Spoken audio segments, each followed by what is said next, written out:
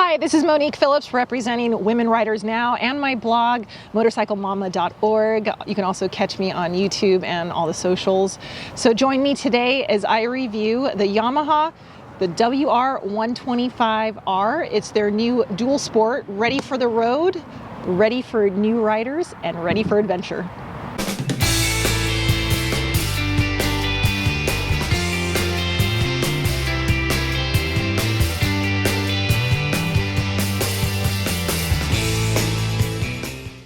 All right, in today's video, we're talking about the brand new 2026 Yamaha WR125R.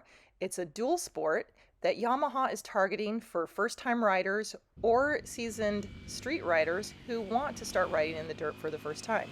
So what is a dual sport and why do you want to buy one? It's going to give you the best of both worlds. You're going to be able to take it on dirt, fire roads, camping, maybe even a track day at a dirt racetrack.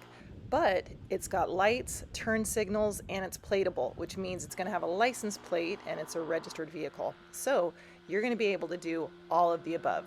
Fun on the dirt and on the street.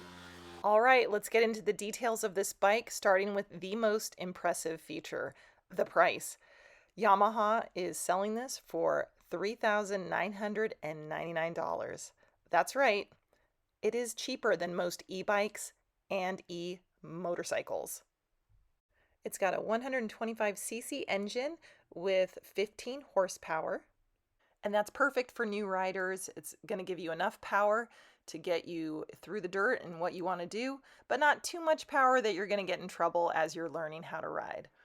It does not come with a skid plate, but that is an accessory that you can purchase and add that on. And that's important if you're in rocky terrain. You don't want rocks poking up and damaging the undercarriage of that motorcycle engine. So something to think about for those newbies out there. All right, let's talk about some of the other features of this Yamaha. It's electric start, which means it has a battery and the added weight of that battery. 6-speed transmission. Next up is variable valve actuation, which means that it allows real-time adjustments to the valve opening and closing. The benefits of this is it reduces emissions and it increases the powertrain efficiency. The bike has fuel injection, which allows it to run more efficiently at altitude as well as in different temperatures. It is liquid cooled. There's also an ECU controlled fan.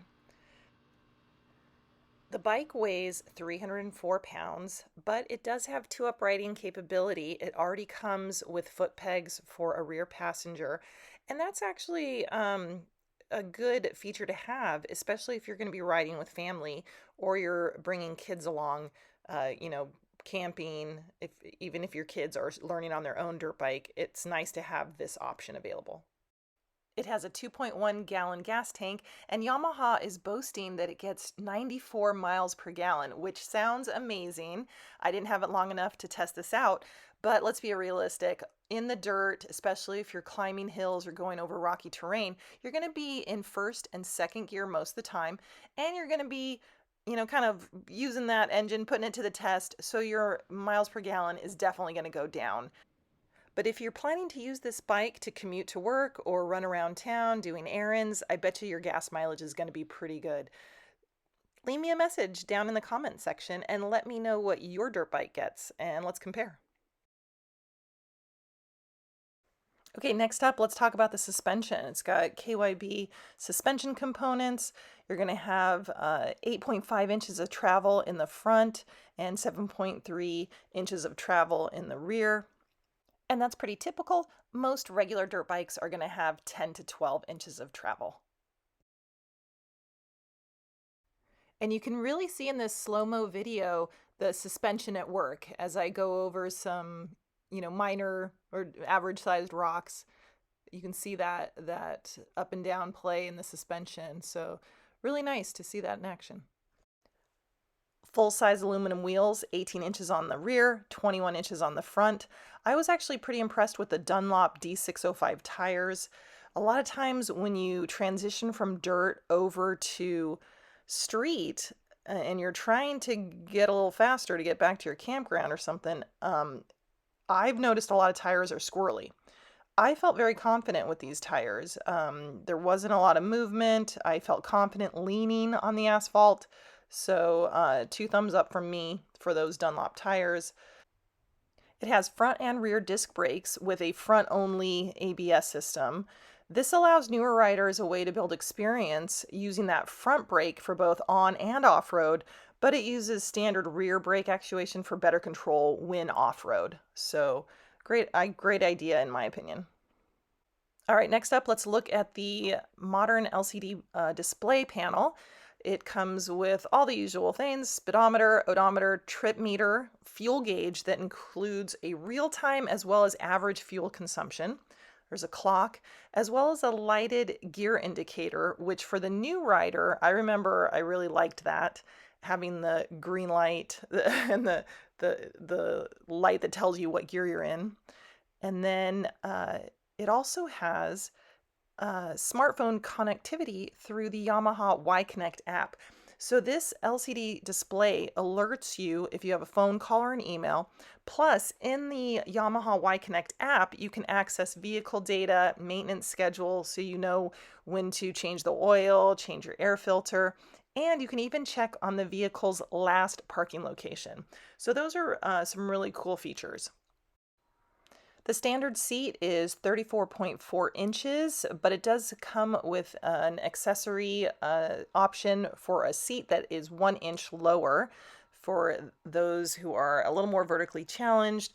But also, it's a very narrow profile bike, so that's going to help with the seating and being able to touch down or be flat foot for some of the shorter riders. I was also pleasantly surprised that at highway speed, I was going over 50 for sure. There wasn't a lot of vibration on this bike, which I've noticed with a lot of other dirt bikes. So the speed rating for this bike is going to be around 60 to 65 miles per hour. But most of you are not going to be taking this on a highway at top speed. You're just going to be using it to connect yourself from one dirt area to another when you have to take paved sections of road. So being at 60 miles an hour isn't going to be an issue very often for the new rider, especially. Something I commented on that day when we were test riding was that the seat is actually pretty comfortable compared to other dirt bikes I've been on, and even some street bikes. And in the beginning, most new riders are not going to be standing up as much because it takes a while to get used to standing on the pegs, especially in rocky sections and sand. So they're going to be sitting their butt on that seat for the majority of their time. And it's good to know that that seat is pretty comfortable. I did try to spend as much time in the saddle as I could just to kind of get a feel for what it would be like for a new rider to use this motorcycle. And like I said, pleasantly surprised, pretty comfortable, and it handled great whether I was sitting or standing on the pegs. Overall, this is a very well-rounded bike that's going to be great for a first-time rider or somebody who wants to try dirt for the first time. My main negative is the weight. It's 304 pounds, which is actually not the lightest dirt bike out there. But again, it's a dual sport, so it's going to be a smidge heavier because of the extra components that were added to the bike. So that might be the main negative is the weight, but not a deal breaker. And then the question that many of you are going to ask yourselves, am I going to outgrow this bike?